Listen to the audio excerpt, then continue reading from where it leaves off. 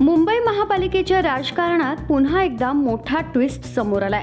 ठाकरे बंधूंच्या साथीनं निवडणूक लढवलेल्या शरद पवारांच्या राष्ट्रवादी काँग्रेसचा एकमेव विजयी उमेदवार आता थेट सत्तेच्या दिशेनं निघालाय।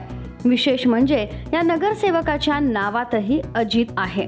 बीएमसी निवडणुकीत तुतारी फुंकणाऱ्या माणसाच्या चिन्हावर निवडून आलेले शरद पवार गटाचे नगरसेवक अजित रावराणे आता शिवसेना भाजप महायुतीला पाठिंबा देणार आहेत। निवडणुकीपूर्वी मनसे, शिवसेना आणि शरद पवारांची राष्ट्रवादी एकत्र लढली, मात्र निकालानंतर शरद पवारांच्या गटाचा एकमेव नगरसेवक सत्तेची वाट धरताना दिसतोय।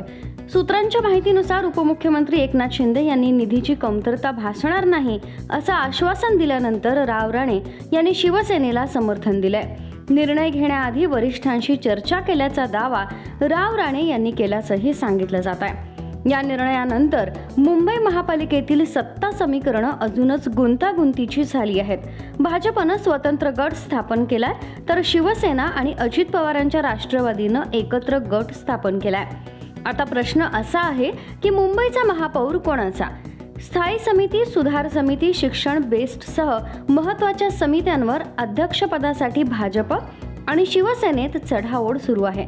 दरम्यान अजित पवार गटाचे 3 नगरसेवक स्वतंत्र नोंदणी करत असताना सहयोगी गट स्थापन करण्यासाठी नवीन समीकरणं जुळवली जातात। मात्र गटनोंदणी, गटनेतेपद, वैधानिक समित्यांतील संख्येवर अनेक तांत्रिक अडचणी उभ्या राहिल्यात।